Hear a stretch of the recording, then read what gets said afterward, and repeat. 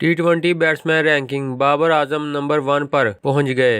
दोस्तों, विराट कोहली किस नंबर पर हैं, जानने के लिए इस वीडियो को पूरा देखते रहिए। अगर आप भी क्रिकेट लवर हैं तो इस वीडियो के नीचे दिए गए इस लाल कलर के सब्सक्राइब बटन पर क्लिक करें और साथ मौजूद घंटी के निशान को भी क्लिक कर लें ताकि आपको क्रिकेट से जुड़ी हर खबर सबसे पहले मिलती रहे।